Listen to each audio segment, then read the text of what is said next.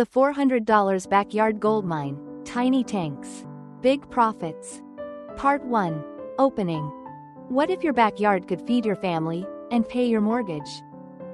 Imagine waking up to the gentle sound of splashing water instead of traffic. The morning sun hits a small concrete tank no bigger than a pickup truck bed, where hundreds of shimmering fish ripple just beneath the surface. It doesn't look like much, but this modest setup is quietly changing lives across Asia, and it's coming for American backyards next. This is not a high-tech aquaponics system that costs thousands of dollars. There's no fancy greenhouse, no sensors, no massive pumps humming in the background. Just a few square meters of space, a pair of hard-working hands, and one humble, often overlooked fish, the Field Gourami, or as Vietnamese farmers call it, ca rô dong. For generations, this small freshwater fish has been a symbol of resilience in rural Vietnam, thriving in muddy paddies, surviving droughts, and feeding entire families through tough seasons. But recently, something incredible happened. Local farmers discovered how to raise it efficiently in simple cement tanks, turning tiny yards into miniature fish factories that deliver consistent, reliable profits every few months. What makes this story extraordinary isn't the fish itself. It's what it represents, a revolution that says you don't need acres of land or mountains of debt to start farming. You just need the will to begin. In a world where food prices climb higher every year, and small farmers struggle to compete with industrial giants, this model flips the script. It's farming for the 21st century, compact, affordable, sustainable, and shockingly profitable. Whether you live in a rural county or a suburban neighborhood, you could be sitting on a quiet gold mine right now, and not even know it. Because this isn't just a story about fish, it's about freedom. Freedom from the fear of job loss, from the stress of inflation, from wondering how to put real food on your table. It's about taking control of your food, your income, and your future, starting with something as simple as a tank and a few finger-sized fish.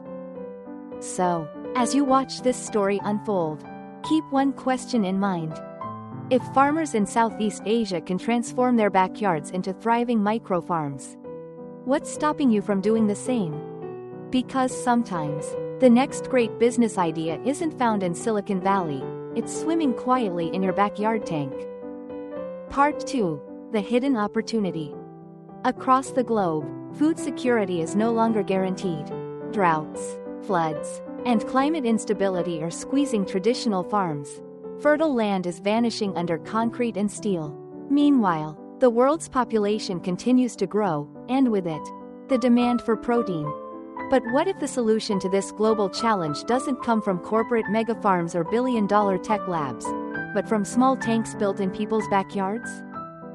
Welcome to tank-based aquaculture, the next wave of micro-farming that's rewriting the rules of how food is produced, shared, and profited from. Instead of sprawling fields or deep ponds, this model uses compact, cement tanks, simple, affordable, and adaptable to almost any environment. From dense urban neighborhoods to rural homesteads, it's proving that farming doesn't require vast acreage, only vision. And nowhere has this vision been more vividly realized than in Vietnam.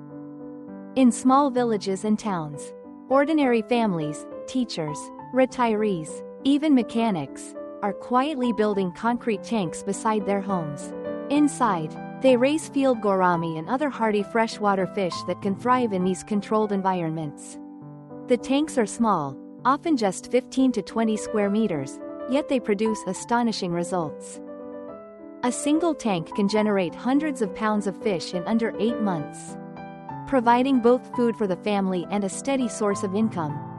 The best part? The system requires no large pond, no pesticides, no expensive equipment, just clean water, local feed, and care.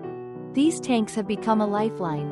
In provinces like Dong Thap or in Giang, where traditional rice fields are disappearing, families are transforming idle courtyards into compact aquaculture hubs. One farmer famously turned a forgotten backyard corner into a 20 square meters tank, and now sells enough fish every few months to fund his children's education. Another woman, living in a crowded city suburb, built 2 waist-high tanks beside her kitchen garden. Today, her fish sales rival her husband's monthly income. It's a quiet revolution, but one that's spreading fast. And here's the truth: there's no reason this can't happen in America. If it works in dense Asian neighborhoods where space is scarce and resources are limited, imagine what it could do in an American backyard, where you already have the infrastructure, cleaner water, and easier access to tools and feed. Think about it. Most homes have driveways, garages, or patios larger than the tanks these farmers use. You don't need farmland. You don't need heavy machinery. You just need to rethink what your backyard can be. For many Americans struggling with rising grocery costs or seeking sustainable income streams, this model could be the perfect blend of food security and financial independence. It's farming reimagined, decentralized, local, and profitable. The Field Gourami is more than a fish, it's a symbol of possibility.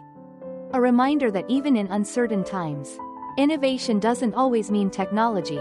Sometimes it means returning to simplicity with smarter design. And as the world races to find sustainable protein sources, these little tanks are proving something profound.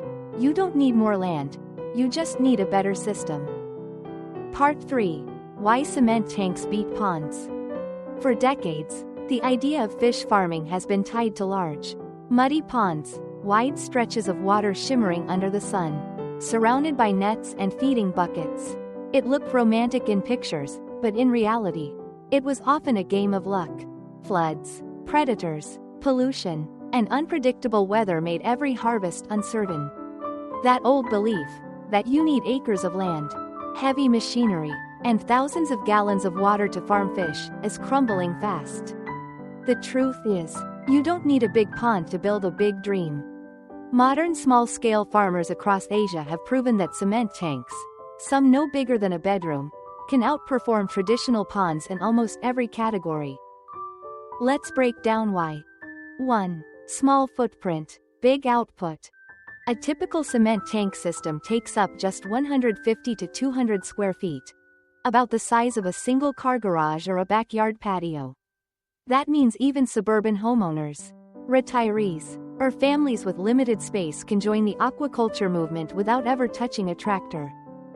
While traditional ponds can require thousands of square feet and expensive land leveling, cement tanks can be built on any flat surface, concrete, soil, or even rooftops. You can start small, experiment, and scale later. It's farming without the fear of failure. One tank, properly managed, can yield the same annual profit as a small rice field, but with less land, less labor, and more control. 2. A controlled environment. Mother Nature is powerful, but she's not always kind. In open ponds, farmers face constant threats: predators like birds and snakes, rainwater contamination, and disease outbreaks spreading from nearby water sources. A cement tank flips the script. Because it's enclosed and elevated, the farmer controls every variable: water level, oxygenation, feed, and waste removal. Think of it as moving from wild fishing to precision aquaculture. And with basic tools, a thermometer, a pH strip, and a simple water pump, you can create a perfectly stable environment where fish grow faster, healthier, and more consistently than they ever could in a pond. 3. Easy water management. Water is the lifeblood of fish farming, but managing it can be a nightmare in ponds. Rainfall changes pH, algae blooms, the water turns murky. Farmers often lose entire batches before realizing what went wrong. In a cement tank, you are the weather. You decide when and how to change water. You can install a simple drainage pipe at the bottom, slightly sloped, allowing easy cleaning and quick flushing of waste. Most farmers change just 30 to 50% of water every 2 to 3 days, that's it. The result? Constantly clean, oxygen-rich water that keeps fish active and disease-free.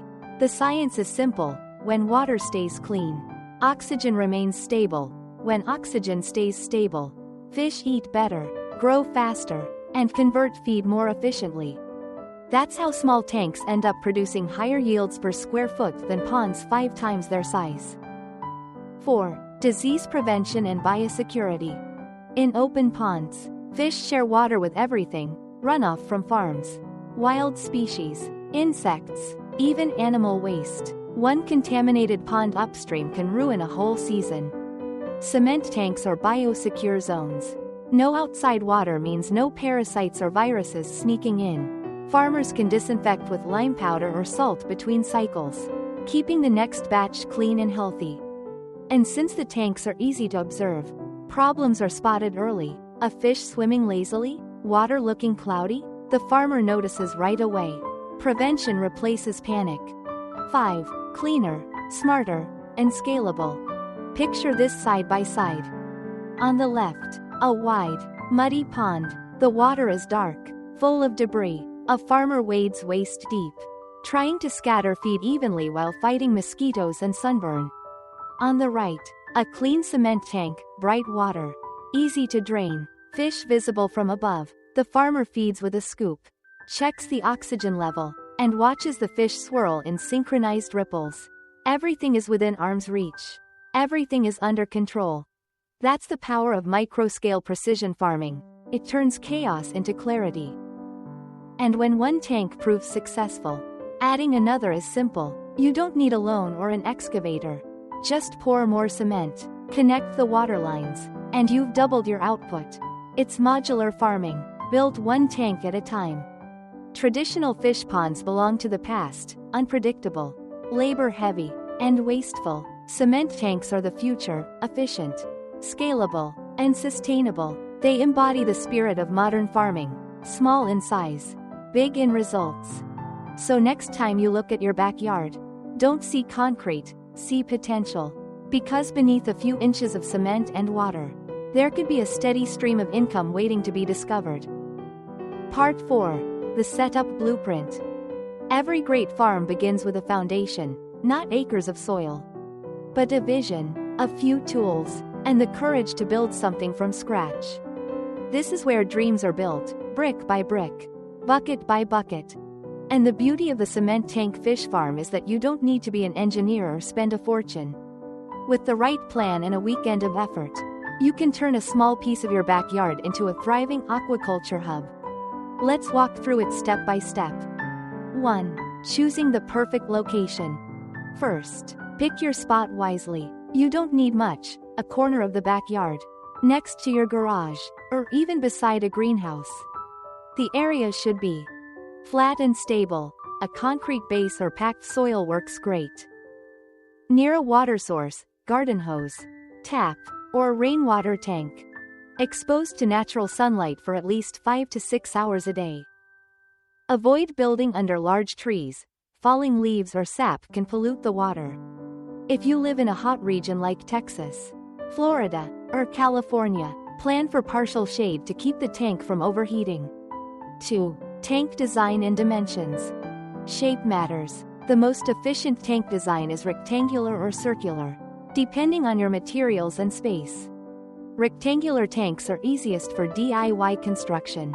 A size of about 10 x 15 feet, 3 x 4.5 meters, with a depth of 3 to 5 feet is ideal for beginners. Circular tanks are great for water flow and oxygen circulation but usually require more precise building materials. The key is to balance depth and volume.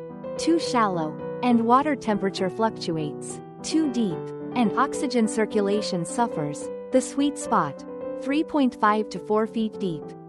Materials: bricks or hollow blocks, Portland cement, sand and gravel mix, rebar or wire mesh for reinforcement, PVC pipes for drainage and water inflow.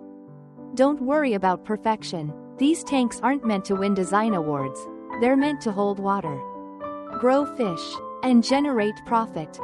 3. Drainage, slope, and smart water flow. Here's a secret most beginners overlook: the slope. The tank floor should be built with a slight downward angle, about 3 to 5 degrees, leading toward one corner where a drainage pipe is installed. That's your cleaning exit. Use PVC pipe, 4-inch, 100 to 110 millimeters diameter, for drainage. Connect it to a valve or cap that allows easy flushing. On the opposite end, Install an inlet pipe with a simple mesh filter to prevent debris or insects from entering. This system makes water changes effortless. You can drain out 30 to 50% of water in minutes without disturbing the fish. It's clean, efficient, and sustainable. 4. Sunlight, shade, and protection.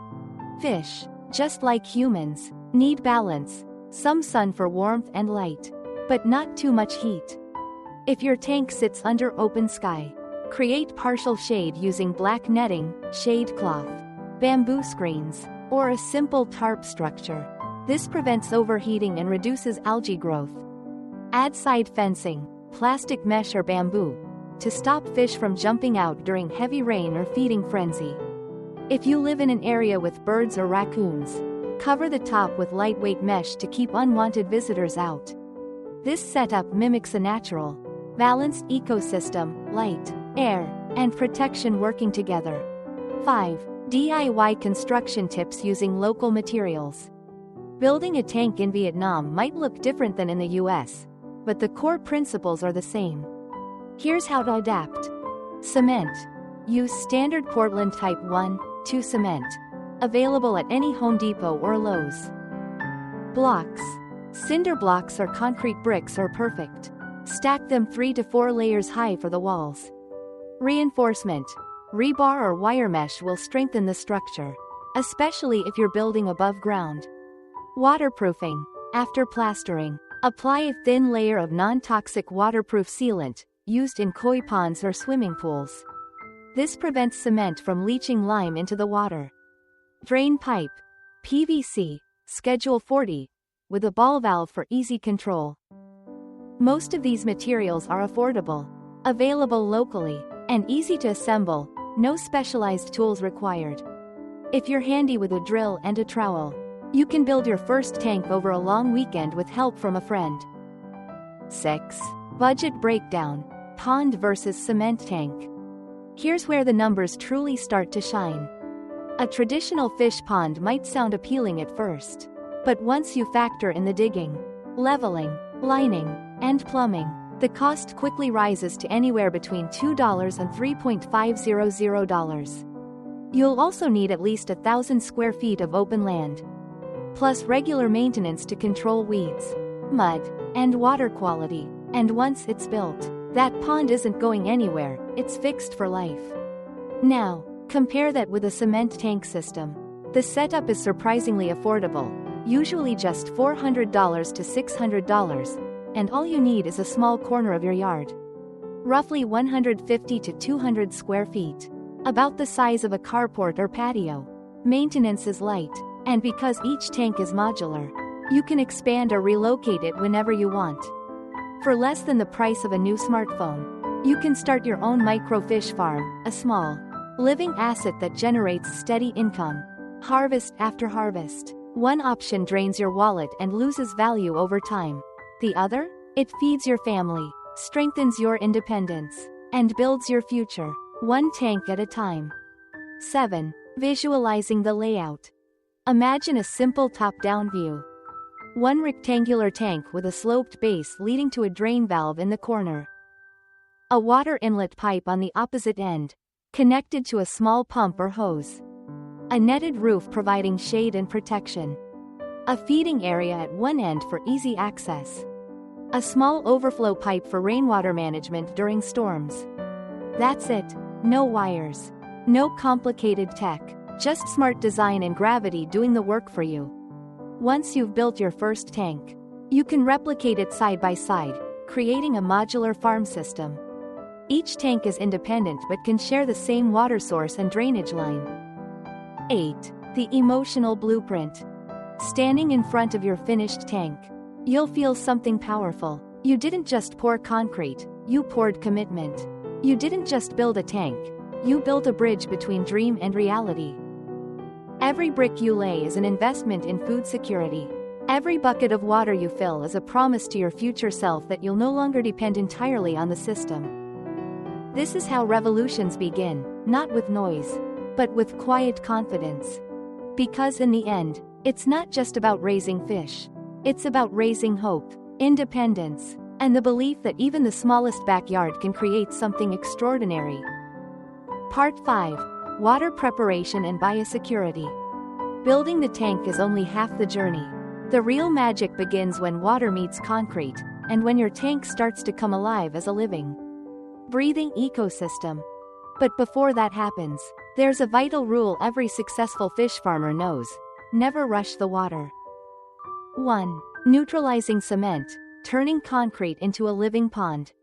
Freshly built tanks, while solid and strong, carry a hidden danger: the alkalinity of cement. The lime content can raise water pH to dangerous levels, above 9.0, burning the gills of young fish and killing off beneficial microorganisms before they ever form. That's why the first step is neutralization. Fill the new tank completely with water. Then, throw in a few fresh banana trunks or leaves, chopped into small pieces. Let them float and soak for 5 to 7 days. As they decompose, the organic acids help neutralize cement residue, while their tannins create a mild, natural watercolor that calms the fish. After a week, drain the tank completely and rinse it thoroughly. Refill it with fresh water. And this time, add lime powder, about 7 to 10 kilograms per 100 square meters, or roughly 1 pound per 15 square feet. The lime stabilizes pH and kills any remaining bacteria or parasites hiding in the crevices of the tank walls. Let this new water sit another 2 to 3 days before testing. The goal is a pH between 6.5 and 8.0, slightly neutral to mildly alkaline. Perfect for most freshwater fish. 2. Cycling the water. Patience pays off. Even clean water isn't ready for fish right away.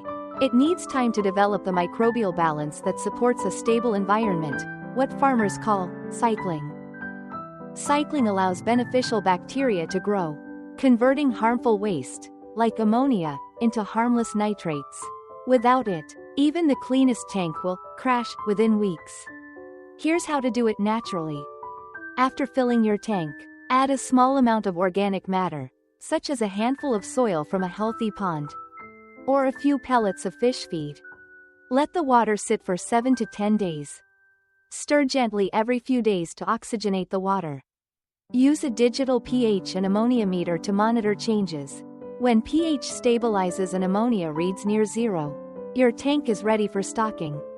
This waiting period might test your patience, but it's the difference between success and heartbreak. Think of it like seasoning a cast iron skillet. Once done right, it lasts forever. 3. Biosecurity, your first line of defense.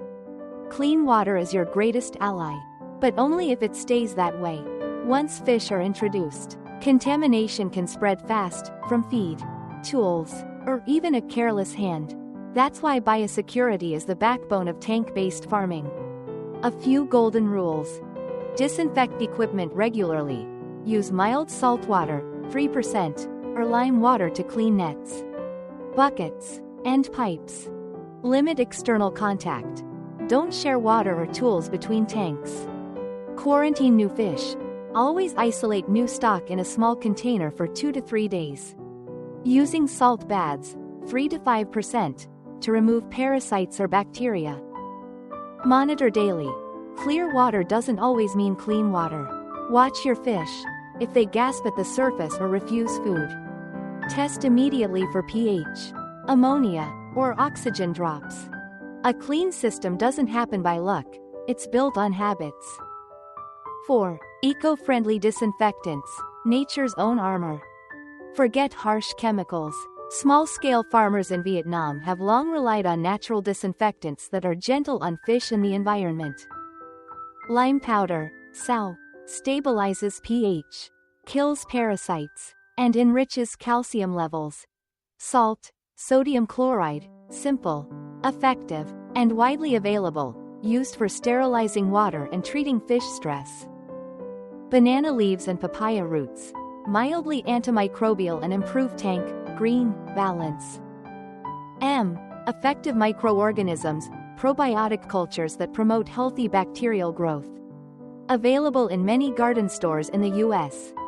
Use these tools to keep your water clear, your fish calm, and your conscience clean. 5. The science behind the calm. Good water isn't just about chemistry, it's about psychology. 2. Healthy, stable water keeps fish active, feeding well, and free from stress. Stress weakens their immune systems, making them vulnerable to infections. Imagine a time-lapse scene. The first day, the water looks sterile and still. By the third day, tiny bubbles shimmer. A week later, the tank has a soft green hue, alive with invisible life. You dip your digital meter and smile. pH 7.2. Ammonia 0. Oxygen steady. That's the moment your tank officially becomes a living farm. The foundation of every successful fish operation isn't the tank, or the feed, or even the fish, it's the water. Because when you master the water, everything else thrives naturally. Part 6. The star of the show, the Field Gourami. Every successful farming story has its hero, the one creature that quietly defies expectations and rewrites the rules. In this case, that hero isn't a giant fish, an exotic import, or a high-tech hybrid. It's small, humble, and often overlooked.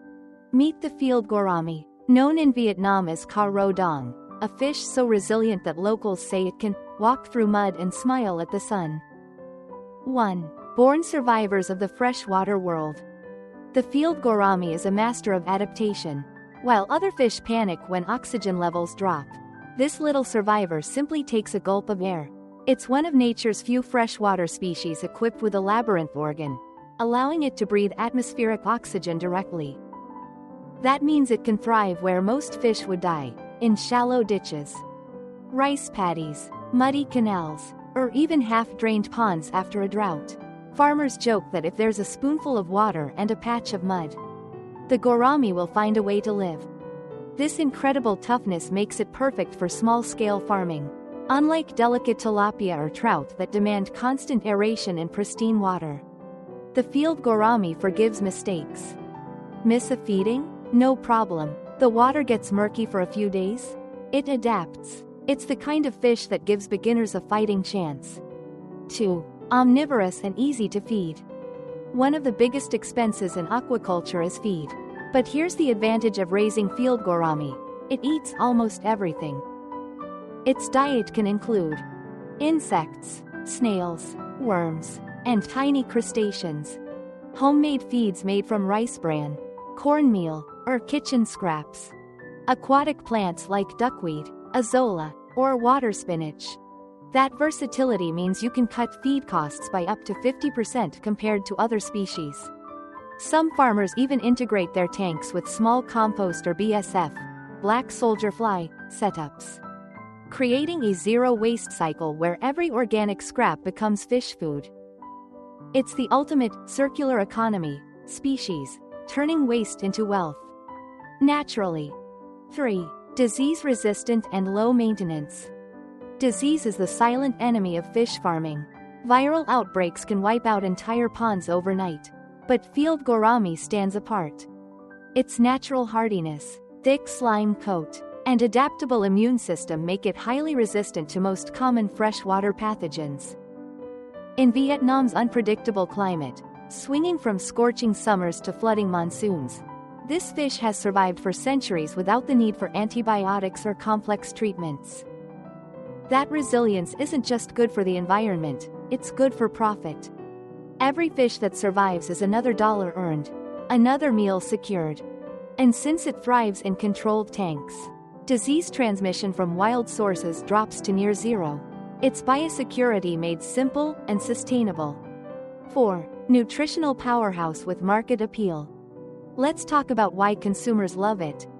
The Field Gourami's flesh is tender, slightly sweet, and rich in flavor, with a texture between catfish and tilapia. It's low in fat, high in protein, and loaded with essential amino acids and minerals. In Southeast Asia, it's considered a delicacy, often grilled whole, pan-fried until golden, or stewed in coconut milk. The flavor holds up beautifully to spices, making it a favorite in both home kitchens and high-end restaurants. A typical 100 grams serving provides 18 to 20 grams of protein, low cholesterol, Natural omega-3 fatty acids. Rich in calcium and phosphorus. Health-conscious consumers are increasingly turning toward locally grown, chemical-free fish, and the Field Gourami fits that demand perfectly. In fact, for U.S. markets, it could become the next gourmet backyard fish, small, sustainable, and ideal for farm-to-table restaurants or local food co-ops. Think of it as the catfish's smaller, hardier cousin, equally tasty, easier to raise, and even more versatile in recipes. 5. Global potential, from Vietnam to the U.S. In Vietnam, the Field Gourami isn't just a fish, it's part of the cultural fabric. It appears in folk songs, rural art, and childhood memories of catching fish after rain. But now, it's also part of a modern agricultural movement that's redefining local food systems. Small farmers have shown that it's not only possible, but profitable, to raise this species in tight spaces, using local feed and minimal inputs. And this success story is crossing borders. For American backyard farmers, the Field Gourami represents a chance to diversify aquaculture beyond mainstream species like tilapia or trout. Its compact size, adaptability, and simple care make it ideal for homesteads, urban farms, and sustainable community projects. Restaurants in cities like Los Angeles, Houston, and New York are already exploring Southeast Asian cuisine trends. Imagine the appeal of a locally grown, eco-friendly fish that chefs can grill whole, serve crispy skin style, or feature in fusion dishes. It's not just a farming idea, it's a food trend waiting to happen. 6. Farm-to-table resilience. Perhaps the most poetic part of the Field Gourami's story is its sheer endurance. In nature, when the ponds dry up, this fish doesn't die, it burrows into the mud, waiting patiently for rain. It's the embodiment of survival and hope. That same resilience makes it a symbol for small farmers everywhere, proof that even with limited resources, growth is possible. No expensive equipment, no dependence on chemicals, just knowledge, care, and consistency. A Field Gourami doesn't just survive, it thrives where others fail. It's not just a species, it's a statement. A statement that says, you don't need to be big to be strong. You don't need to be rich to succeed. You just need to adapt. So, when you look into that tank and see these tiny fish gliding through clear water, remember, you're not just raising fish. You're raising independence, sustainability, and a future where farming belongs to everyone, not just the few. Because the Field Gourami isn't just the star of your tank, it's the heartbeat of the backyard revolution. Part 7. Smart stocking strategies.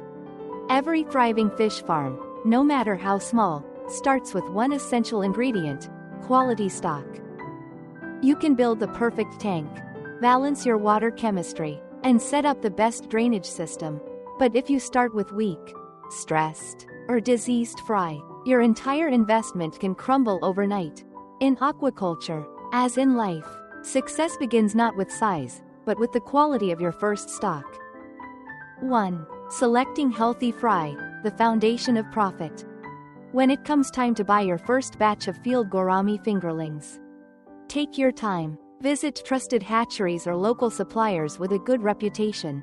Don't just buy what's cheap or close by. Look for fish that move like they mean it.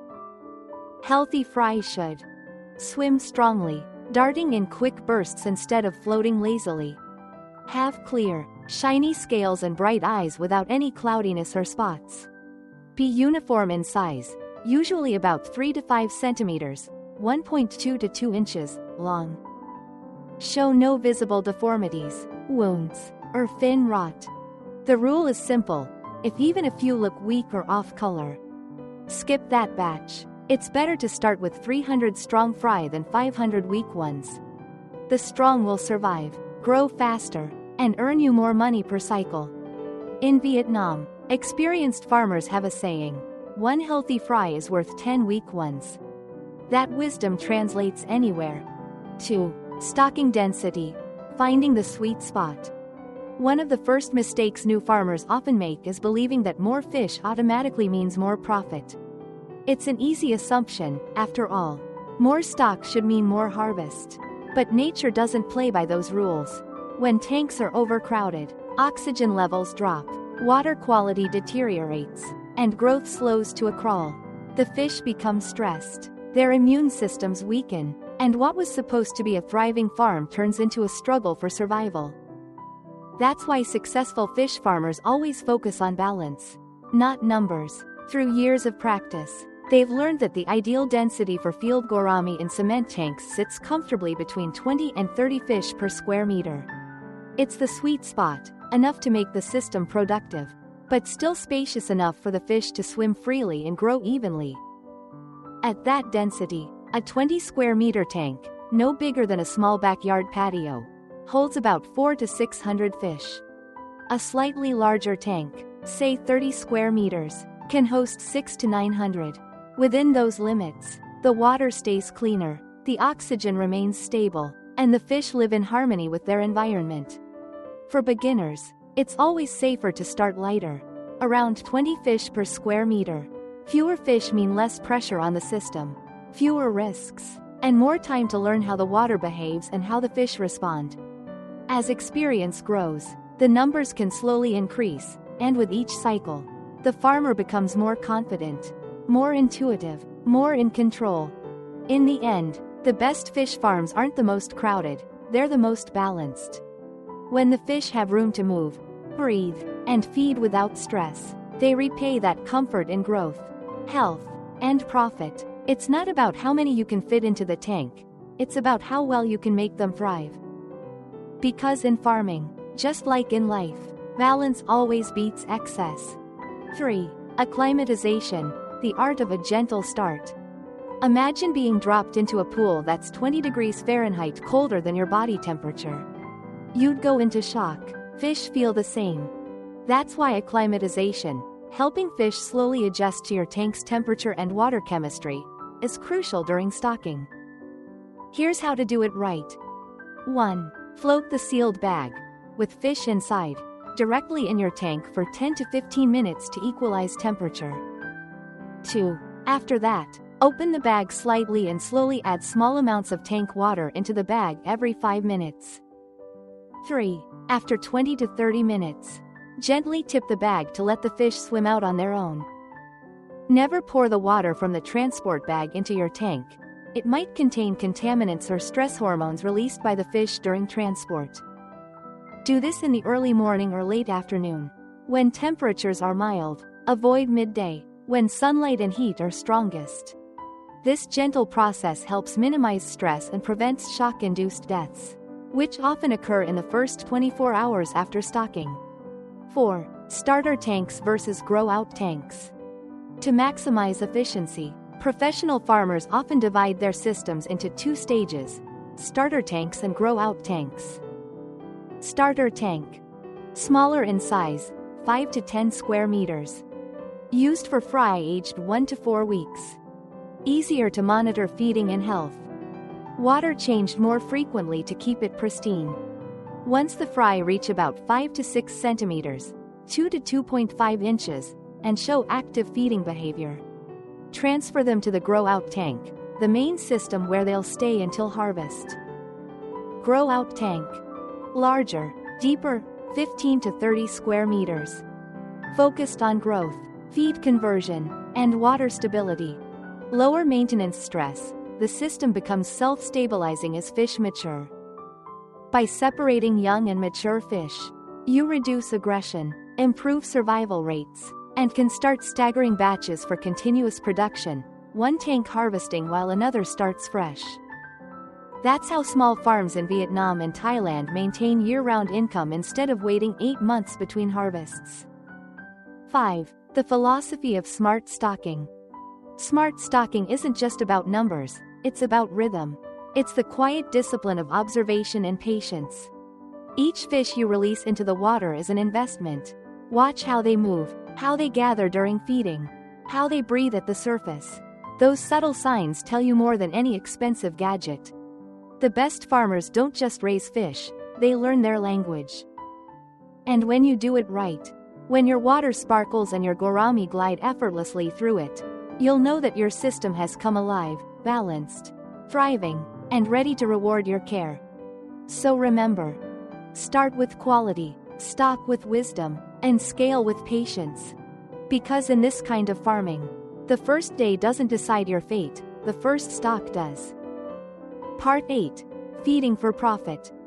If water is the soul of fish farming, then feed is its heartbeat. It's what turns effort into growth, and growth into income. But here's the truth. Feed can make or break your profit margin. For many farmers, feed costs eat up 60 to 70% of total expenses. Yet, smart farmers have discovered how to slash those costs, not by starving their fish, but by understanding how nature feeds itself. The Field Gourami makes that easy. It's an omnivore, a natural scavenger that thrives on a variety of foods, from insects and algae to kitchen scraps and grains. And when you feed it smart, every dollar you spend can return 4 to 5 times in market value. Let's break down how to feed for profit, not just for survival. 1. Understanding the Field Gourami's appetite. Unlike carnivorous species that demand expensive protein, the Field Gourami has a flexible, forgiving diet. In the wild, it feeds on whatever the ecosystem provides. Snails, small worms, and insects. Bits of decomposing plants and algae. Seeds, detritus, and even its own eggshells after spawning. This adaptability is what makes it perfect for backyard systems. You don't need fancy imported feed or lab formulas. You can build a healthy, low-cost diet from what's already around you. In a balanced setup, aim for a feed with 25 to 30% protein content, ideal for steady growth and muscle development. 2. Feed options: local, affordable, sustainable. There are 3 main categories of feed you can use, depending on your budget and location. A. Commercial pellet feed. Convenient and nutritionally balanced. Choose pellets labeled for omnivorous freshwater species. 25 to 30% protein. Feed 2 to 3 times daily, roughly 5% of total body weight per day. Great for beginners who want consistent results. B. Homemade natural feed. If you want to reduce costs and control ingredients, go DIY. Farmers in Vietnam have perfected these simple formulas. Recipe: 1 grain and protein mix. 40% rice bran or cornmeal. 25% ground fish meal or small dried fish. 20% soybean meal. 10% chopped vegetables or duckweed. 5% salt plus vitamin mix, optional. Recipe: 2 kitchen recycling feed. Leftover rice, boiled vegetables, or fruit peels. Small minced snails, shrimp shells, or worms. Mix thoroughly and form into small pellets or dough balls. These feeds cost 30 to 50% less than commercial options while keeping fish healthy and active. C. Live and green feed. Encourage natural productivity inside or around your tank. Grow duckweed, lemna, a fast-growing, high-protein floating plant that fish love. Add a small container to culture earthworms or BSF larvae, black soldier fly, both rich in protein and easy to produce using organic waste. Allow some algae to grow on tank walls. It's free nutrition and helps oxygenate water naturally. 3. Feeding routine. Consistency creates growth. The key to profitable feeding isn't how much, it's how smartly and regularly you feed. Feed twice a day, early morning and late afternoon when fish are most active. Observe their behavior. Fish should eat vigorously within 15 to 20 minutes. If feed remains after that, you're giving too much. Uneaten food leads to waste, foul water, and oxygen drops, all profit killers. Keep a notebook or app log. Record feed type, amount, and fish response. Within weeks, you'll develop a sixth sense for exactly how much your fish need. Remember, feeding isn't just a routine, it's communication. Watching how your fish respond tells you about their health and water quality. 4. Feed efficiency ratio, turning dollars into gold. Here's where the math gets exciting. In traditional pond farming, the feed conversion ratio, FCR, the amount of feed required to produce 1 unit of fish weight can be 2.5, 1 or worse. That means 2.5 kilograms of feed to get 1 kilogram of fish. With tank-based systems and smart feeding, your FCR can drop to 1.2, 1 or even 1 to 1. That means for every $1 spent on feed, you can generate $4 to $5 in market value at harvest. Here's a simple example. 400 fish in a 20 square meters tank. Feed cost, $60 per cycle. Harvest yield, 50 to 60 kilograms of fish. Sale price, $4 minus 5 per kilogram. That's $200 minus 300 gross revenue, with minimal labor, all from leftover feed and smart water management. 5. The Zero Waste Feeding System. Sustainability isn't just good for the planet, it's good for your wallet. By turning waste into feed, you close the loop and create a circular ecosystem. Here's how farmers integrate this in real life. BSF larva farms convert kitchen scraps into protein-rich maggots, which become live feed. Duckweed ponds filter wastewater from the fish tank, clean it, and regrow feed. Worm beds use fish sludge and organic waste to grow earthworms. Each cycle feeds the next, transforming what was once garbage into income. In some Vietnamese backyard systems, nothing leaves the farm. Every byproduct finds new purpose. This zero-waste approach has inspired global aquaculture projects because it combines profit, ecology, and simplicity. 6. The visual of abundance. Picture this. The morning sun warms your backyard. You scoop a handful of golden pellets, step to the tank, and scatter them across the shimmering surface. Instantly, the water erupts. Hundreds of tiny Field Gourami surge upward, tails flicking, jaws snapping, water sparkling like liquid silver. That sound, the rhythmic splash of hungry fish, is more than just feeding time. It's the sound of progress, of consistency, of your system thriving under your care. Every handful of feed you throw in is a small investment that comes back multiplied, in food, in income, in pride. Because when feeding becomes both sustainable and smart, you're no longer just growing fish. You're cultivating a living economy, one that turns even kitchen scraps into opportunity. In the end, remember this simple truth. Fish don't just eat to live, they eat to grow your dream. Feed them wisely, and they'll feed your future. Part 9. Tank Maintenance and Daily Routine. If feeding is the heartbeat of your farm, then maintenance is the breath that keeps it alive. You can build the perfect tank and stock the healthiest fry, but without discipline, daily, quiet, consistent care, your system will slowly drift off balance. In aquaculture, there's a saying worth remembering. Your consistency is your oxygen. Because no matter how advanced your setup becomes, success always comes down to what you do every single day. 1. The power of routine. Unlike crops that can survive a few forgotten waterings, fish depend on your daily rhythm. They eat when you feed, breathe when you clean, and grow when you observe. Creating a simple daily and weekly routine ensures your system stays healthy, efficient, and predictable. You don't need fancy gadgets, just your eyes, your hands, and your attention. Here's what a solid routine looks like. 2. Daily routine checklist. Checkmark morning, 6 to 8 a.m. Check oxygen levels. Fish should be swimming actively, not gasping at the surface. Feed your fish the morning portion, about half of their daily ration. Observe. Are they eating well? Are any fish isolating, swimming oddly, or showing discoloration? Skim off any leftover feed after 20 minutes to prevent decay. Checkmark midday. Quick glance at water clarity and smell. Clean water should be light greenish or clear with a fresh scent. If water smells foul or turns dark brown, prepare to change water that evening. Checkmark evening, 4 to 6 p.m. Feed the remaining portion of the day's ration. Use a hand net to remove floating debris, fallen leaves, or dead insects. Check that shade covers, nets, and pipes are in place before nightfall. Your fish can't tell time, but they can feel consistency. Feeding and caring at the same hour each day stabilizes their metabolism and reduces stress. 3. Water change and quality management. Every 2 to 3 days, replace 30 to 50% of your tank's water.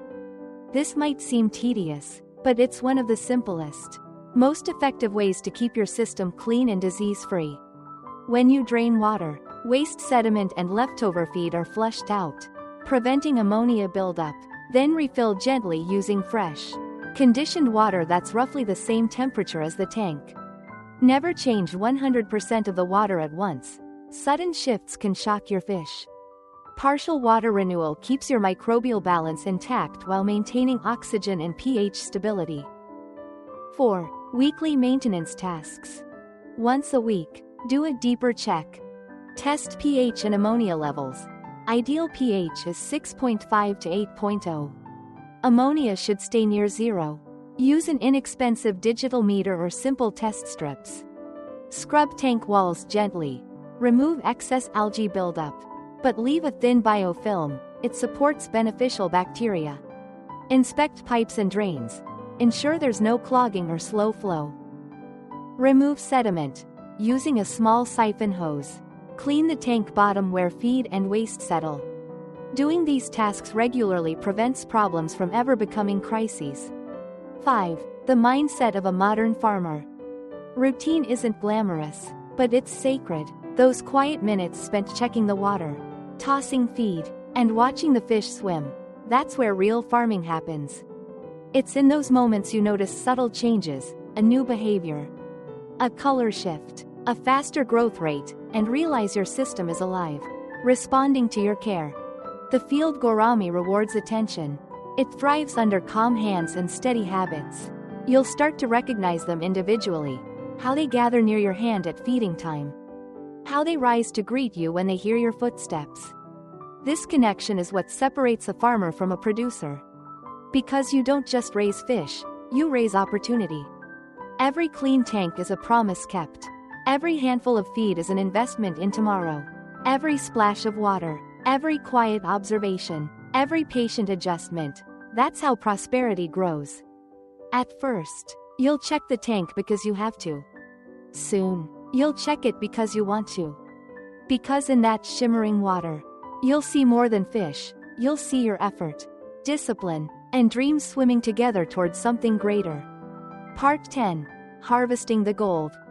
There's a moment every fish farmer lives for, the day when the calm, rippling water finally turns into liquid gold. After months of feeding, cleaning, and observing, your tank has become more than a pool of water, it's a thriving ecosystem. Ready to reward your patience. This is where effort becomes income, and care turns into cash flow. 1. The grow-out journey. The Field Gourami is a patient farmer's dream. It grows steadily and predictably, reaching 60 to 100 grams per fish within 6 to 8 months under proper care.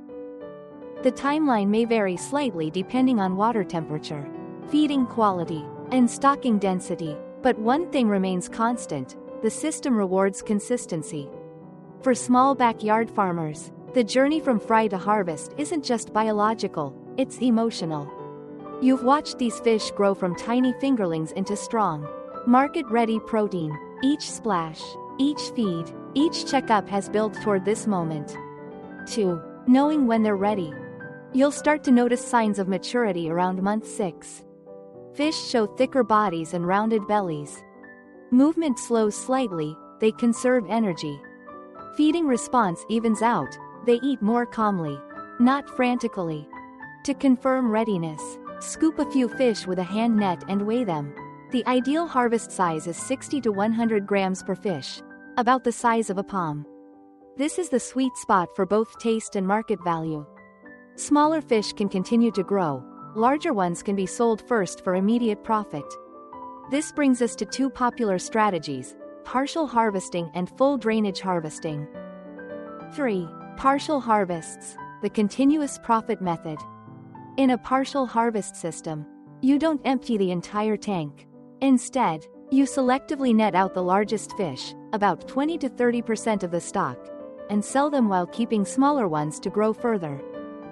Advantages: immediate cash flow without disrupting the tank ecosystem.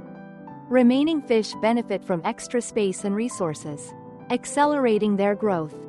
Reduced risk of market oversupply. You sell gradually, not all at once. This method works beautifully for farmers who want consistent income every few weeks. Another mini harvest, another payday. 4. Full drainage harvest, the clean slate approach. When the tank reaches its peak density or growth has plateaued, it's time for a full harvest. 1. Stop feeding for 12 to 24 hours to reduce waste in the water. 2. Open the drainage valve slowly, allowing water to flow out while fish gather near the outlet. 3. Use hand nets or small scoop baskets to collect fish easily. 4. Rinse fish in clean water to remove sediment before packing or selling.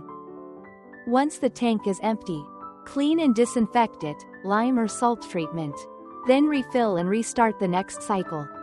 Many small-scale farmers synchronize harvests with local markets or holidays to catch price peaks. In Vietnam, prices can rise 20 to 30% during Lunar New Year or festival seasons. Smart timing turns good profit into great profit. 5. Profit breakdown, the math of simplicity. Let's put everything into perspective. Imagine a small tank in your backyard. About 20 square meters, no larger than a modest patio. You stock it with roughly 400 to 600 Field Gourami fingerlings. Care for them daily, feed them wisely, and maintain clean, balanced water. After 6 to 8 months, the tank comes alive with harvest-ready fish, each weighing around 60 to 100 grams. When you drain the tank and scoop them up, you'll find about 25 to 30 kilograms of healthy, marketable fish glistening in your nets. At the current market price, roughly $4 to $5 per kilogram, your total yield brings in between $100 and $150 per harvest cycle. But here's the beauty: the system's low cost and efficiency mean that, after expenses, you still clear a net profit of about $300 to $400 each cycle. Run that cycle 2 or 3 times a year, and suddenly your backyard setup generates between $900 and $1,200 annually, not counting the meals your own family enjoys from the harvest, fresh, clean, and chemical-free. And if you decide to expand, the math becomes even more exciting. 3 tanks, each operating on staggered schedules, can easily produce $3,000 to $4,000 in profit every year. All from an area smaller than your average home garage. It's not complicated, it's elegant in its simplicity. No fancy equipment, no massive land investment, no endless labor, just practical, repeatable, small-scale farming that transforms consistency into cash flow. Simple math, simple work, but the results? Serious income. 6. The joy of the harvest. Now, picture the harvest day itself. The morning sun reflects on the surface as the water level drops inch by inch. Excited hands move nets through the shallows, and the tank comes alive, flashes of silver, ripples, laughter, and relief. The smell of clean water and success fills the air. The fish you've raised glisten in baskets, each one a living symbol of effort turned into reward. For a moment, you're not just a backyard farmer, you're an entrepreneur, a provider, a builder of something meaningful. Because the harvest isn't just about selling fish, it's about what the fish represent: independence, self-sufficiency, and the proof that modern farming doesn't need acres to be powerful. As you drain the last few inches of water and look at your tank, now empty but full of promise, you'll understand why so many call this liquid gold. It's the gold that doesn't glitter, but feeds families, sustains hope, and flows straight from your own backyard. Part 11. Real-world case studies. Every success story begins with a leap of faith, the moment an ordinary person decides to try something extraordinary. In Vietnam, thousands of small farmers have taken that leap, transforming modest backyards into miniature aquaculture systems that feed their families, fund their dreams, and inspire entire communities. Their stories may begin in Southeast Asia, but their spirit could belong anywhere, even in your own backyard. 1. Mr. Tan, the farmer who turned mud into money. In the rural outskirts of Long An province, Mr. Nguyen Van Ton once worked long days digging ditches for construction sites. His hands were rough, his income unstable, and his future uncertain. One afternoon, while visiting a neighbor, he noticed a strange setup, a small concrete tank behind the house filled with fish. Curious, he asked, "You really make money from that?" His neighbor smiled and replied, "More than you'd think." That single conversation changed his life. Ton built his first tank using leftover bricks and second-hand pipes. Investing barely $400, almost all his savings, he stocked just 500 Field Gourami fingerlings. For months, he cared for them like family, feeding them early, changing water by hand, and watching their tiny bodies grow stronger. 6 months later, he harvested over 60 kilograms of fish, selling them to local restaurants and markets. His total profit? Nearly $350, more than a month's wage from ditch digging. Today, Ton has 3 tanks, each producing fish year-round. His small yard, once barren and dusty, now hums with life. He proudly tells visitors, "I used to dig ditches, now I raise fish that feed my family." His children go to school. His wife sells part of the harvest at the local market. What began as survival has become sustainability and dignity. 2. Ms. Hua, the city woman who built a backyard oasis. Not all farmers live in the countryside. Ms. Tran T. Hua, a retired teacher in Can Tho City, started her fish tanks for a different reason: peace. After retirement, she missed the sense of purpose that came from teaching. One day, she saw a YouTube video about backyard cement tank farming and thought, "Why not me?" Within weeks, she transformed her tiny 25 square meter courtyard into 2 neatly built tanks. With help from her son, she learned how to treat water, feed the fish, and manage water flow. Her first cycle brought her 500 fish, enough to sell some and gift others to neighbors. The second cycle doubled her output and her confidence.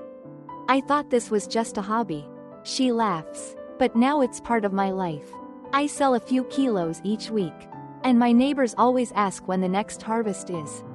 For Ms. Hua, it's not just about money, it's about meaning. She wakes up early every morning, sprinkles feed with gentle precision, and watches the fish swirl in unison. "It feels like meditation," she says, "and it reminds me that age doesn't stop you from starting something new." Her story resonates with many American retirees who seek peaceful yet purposeful projects. For them, backyard aquaculture isn't just income, it's therapy, connection, and joy. 3. A universal lesson for homesteaders everywhere. Whether in a Vietnamese village or an American suburb, the lesson is the same: small-scale farming empowers people. You don't need acres of land, heavy machines, or corporate contracts. You just need a few square feet, a bit of discipline, and the courage to start. Imagine an American version of Mr. Ton. Maybe it's John Miller, a factory worker in Mississippi who decides to build a tank behind his shed. Or Sarah Collins, a retired nurse in Arizona who dreams of raising food for her grandchildren. They all share the same spark: the belief that independence begins at home. When you listen to their stories, you realize this movement isn't about fish, it's about freedom. It's about everyday people reclaiming control over their food, their income, and their futures. 4. The cinematic moment. Picture this scene. Sunlight glints off calm water. A farmer kneels beside the tank, a small net in hand, scooping the first wriggling fish into a bucket. His wife stands nearby, smiling proudly. In the distance, children laugh as they count each fish, not as money, but as hope. That's not just Vietnam. That could be you, anywhere in the world. Backyard aquaculture isn't a miracle, it's a method. It's proof that with care, knowledge, and persistence, even the smallest patch of land can grow prosperity. And as more families around the world discover this simple system, one truth becomes undeniable. You don't have to be a farmer to feed the future, you just have to start. Part 12. Eco and Urban Farming Angle. In a world where cities keep expanding and farmlands keep shrinking, The idea of farming in small spaces once sounded impossible. But now, as the planet searches for sustainable solutions to feed a growing population, a quiet movement is emerging, one that blends eco-innovation with grassroots practicality. And at the heart of it lies a simple truth: you don't need more land to grow food, you just need smarter systems. 1. Sustainability in every drop. The cement tank fish farm isn't just a clever income model, it's a sustainability blueprint in disguise. Each tank uses only a fraction of the water of traditional ponds. Because it's enclosed, evaporation loss is minimal, and water can be reused for months with partial changes instead of complete refills. When you do drain, that nutrient-rich water doesn't go to waste, it becomes natural fertilizer for vegetables, fruit trees, or even rooftop gardens. What used to be wastewater becomes liquid compost, closing the loop in a circular farming system. The feeding system follows the same principle: nothing wasted, everything repurposed. Kitchen scraps feed worms, worms feed fish, fish waste feeds plants. It's nature's economy, efficient, regenerative, endless. This approach drastically reduces carbon footprint, chemical runoff, and dependency on industrial feed chains, making it a model for the kind of low-impact agriculture urban societies urgently need. 2. Urban potential. Farming without fields. Cement tank aquaculture isn't limited to rural backyards. In fact, it thrives in cities. Imagine a network of rooftop tanks in Chicago or Houston, producing fresh fish and greens year-round. Or school campuses in Los Angeles teaching students real-world sustainability by raising fish and using the wastewater to grow vegetables in vertical planters. Veteran rehabilitation centers and community gardens could integrate small tanks as therapeutic projects, reconnecting people with the calming rhythm of water, life, and purpose. In Southeast Asia, similar models are already reshaping urban neighborhoods. Apartment balconies hold small tanks. Apartment blocks share rooftop aquaponic systems.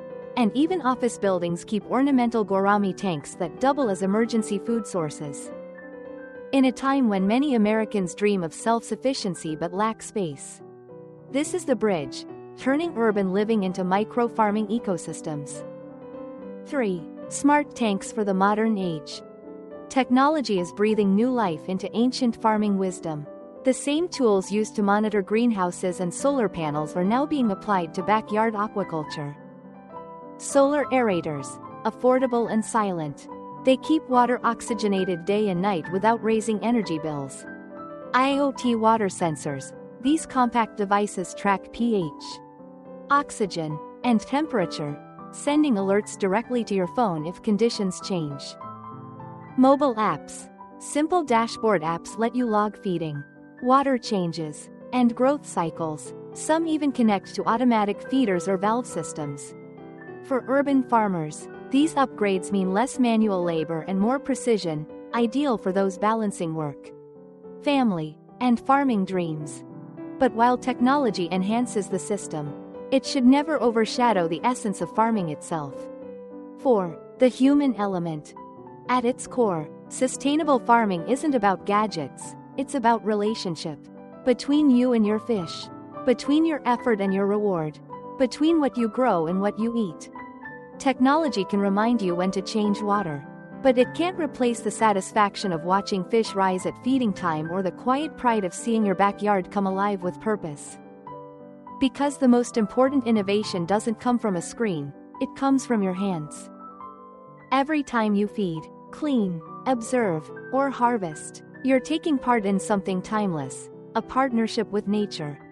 So yes, install the sensors, connect the solar pump, track your pH with precision, but never forget. Technology helps, but the real power is in your hands. And perhaps that's the true beauty of this model. It unites ancient wisdom with modern tools. City dwellers with the land. And sustainability with simplicity. It's proof that the future of farming doesn't lie in sprawling fields, it lies in small tanks, quiet backyards, and the determined hearts of people who believe they can make a difference. One fish at a time. Part 13. Scaling up, from hobby to enterprise. It always starts small, a single tank, a handful of fish, and a dream. But before long, that dream begins to ripple outward. You start to realize that what began as a backyard experiment isn't just a hobby anymore, it's the foundation of a real, scalable business. Because in the world of cement tank aquaculture, multiplying tanks means multiplying income. 1. The power of replication. The beauty of this system lies in its simplicity. Each tank is self-contained, independent, and repeatable. Build one, and you've built the blueprint for 10 more. Once you've mastered water balance, feeding, and harvesting cycles, scaling up becomes straightforward. Instead of one 20 square meters tank producing $300 to $400 per cycle, imagine 3, 5, or 10 tanks, all operating on a rotating schedule. That's how small farmers in Vietnam and Indonesia are transforming their yards into micro-enterprises. Each tank acting as a living machine that prints profit with every harvest. A small farmer with 5 tanks can earn the equivalent of a full-time rural income, all from less than 1.000 square feet of space. The system grows with you. 1 tank equals side income. 3 tanks equals part-time business. 5 to 10 tanks equals self-sufficient enterprise. And because the tanks are modular, you can scale up at your own pace, no risky loans. No corporate dependency, just steady, organic growth. 2. Cooperative farming, stronger together. But here's where the real transformation happens, when individuals unite. Across Vietnam, groups of small farmers have begun forming local cooperatives. Neighbors pool their land, resources, and knowledge, creating shared water systems, bulk feed purchasing, and joint marketing strategies. By working together, they reduce costs, negotiate better prices, and build collective brand power. One cooperative in the Mekong Delta now sells directly to supermarkets under a shared green tank fish label, cutting out middlemen entirely. Imagine that same concept in America. A group of 5 homesteaders in a small town decides to join forces. One handles fingerling production, another manages feed, a third specializes in water testing, and the rest focus on sales and distribution. Together, they form a backyard aquaculture collective, sustainable, profitable, community-driven. It's not just efficient, it's empowering. Each farmer becomes part of a network instead of competing in isolation. This model also creates resilience. If one tank fails, the others sustain the group. It's a safety net built not from money, but from collaboration. 3. Accessing support. Turning passion into funded projects. Scaling doesn't always require deep pockets, just smart strategy. Many governments, NGOs, and eco-startup funds now support sustainable micro-agriculture initiatives like this one. These programs recognize the impact of small, eco-friendly farming on food security, job creation, and local economies. In the United States, small farmers can explore USDA microloans for beginning farmers and sustainable aquaculture projects. Rural development grants supporting local food production and renewable energy use, like solar-powered aerators. State-level sustainability funds promoting urban and backyard farming. Nonprofits and eco-startups that offer seed funding for green entrepreneurship. With clear documentation of your production costs, yields, and profits, even a small backyard system can qualify as a microfarm enterprise, eligible for grants, tax benefits, or green certification. And once you begin selling consistently to local markets, restaurants, or farm-to-table stores, you move from backyard hobbyist to registered small-scale producer, a step that opens even more doors. 4. Framing it as a movement, not just a business. Every great change begins with people who see more than profit. The cement tank revolution isn't just an economic opportunity, it's a social and environmental movement. It's about ordinary families reclaiming control over food production, transforming urban spaces into ecosystems, and proving that sustainable farming doesn't have to belong to corporations or billionaires. When you show your neighbors your thriving tank, you're not just showing fish, you're showing possibility. When your children help feed or test water, they're not just learning chores, they're learning stewardship. And when your community comes together to share ideas and harvests, you're not just making money, you're building resilience. This is farming for a new generation, decentralized, digital, data-aware, but deeply human at its core. Scaling up isn't just about going bigger. It's about going smarter, together, and with purpose. Because every tank you build isn't just another source of income. It's another drop in a rising tide of self-sufficiency that's reshaping how we think about farming, food, and the future. And one day, when the world looks back on this quiet revolution, it won't see massive corporations or giant fish farms leading the change. It'll see people like you. Everyday farmers, backyard dreamers, visionaries who turned small tanks into a global movement. Part 14. Emotional Reflection. The first splash you hear every morning, that's the sound of independence. It's not just water moving.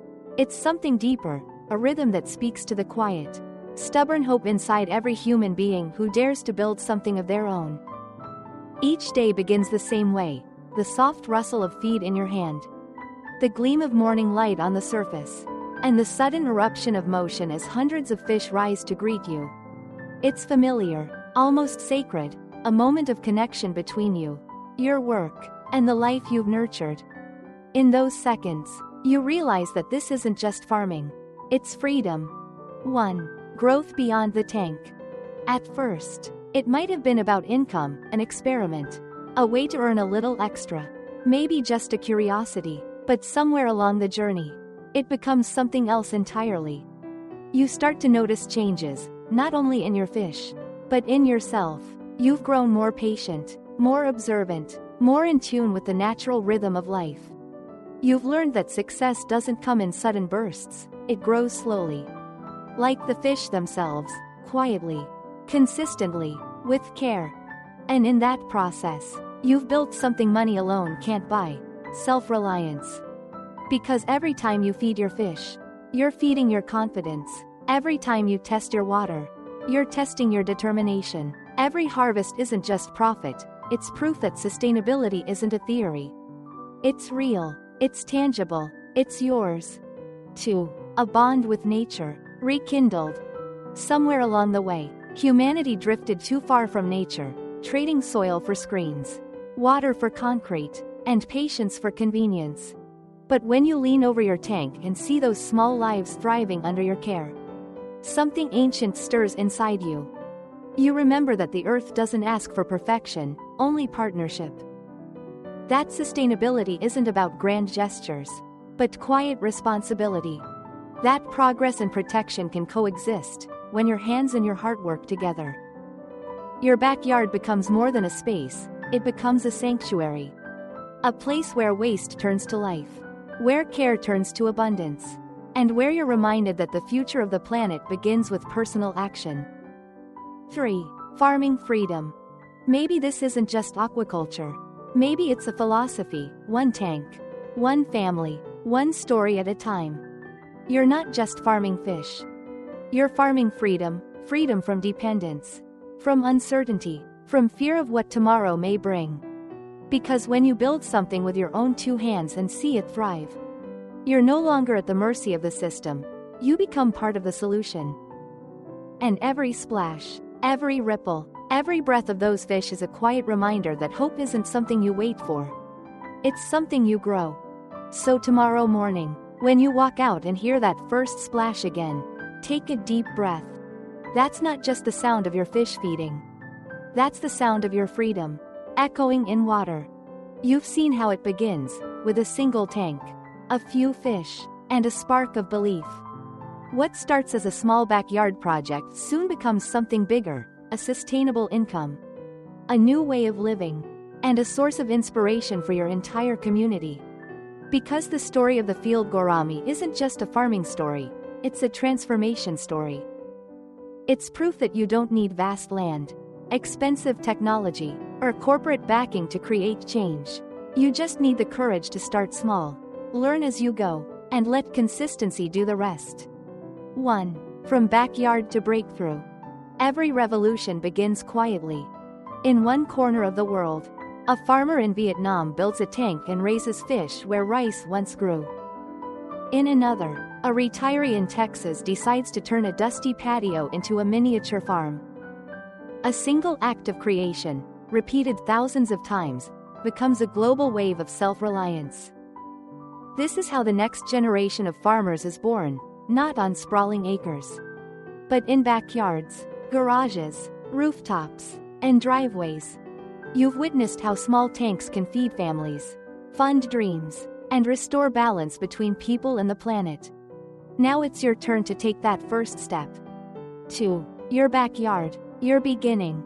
Look around your space. Maybe it's just a corner behind your house, a stretch of lawn, or an unused shed. That's all you need. Start with one tank, test, learn, grow. In a few months, you'll not only harvest fish, you'll harvest pride, confidence, and the joy of creating something that matters. And here's the truth: if farmers in Asia can do it, so can you. Whether you live in a city apartment, a suburban neighborhood, or a rural homestead, the formula works anywhere water flows and sunlight shines. Your backyard could be the next chapter in this quiet global revolution. 3. Join the movement. This isn't just about farming, it's about empowerment. When you build your tank, you're joining a worldwide network of creators, dreamers, and doers, people who believe that real wealth doesn't come from stock markets, it comes from soil, water, and dedication. So here's what you can do next. Subscribe to the Farmer's Alley to learn practical systems that turn backyard dreams into sustainable income. Comment below. Tell us how big your first tank will be. Or share your idea for a small space farming setup. Share this video with someone who's ready to take control of their food, their time, and their freedom. Because every share spreads hope. Every comment builds community. Every new tank changes a life. 4. The closing message. From the muddy fields of Vietnam to the sunny suburbs of America, one truth remains constant: opportunity doesn't wait. You create it. And as you begin this journey, remember our motto: from green grass to golden profit, the revolution begins in your backyard. This isn't just farming. It's the future, and it starts with you.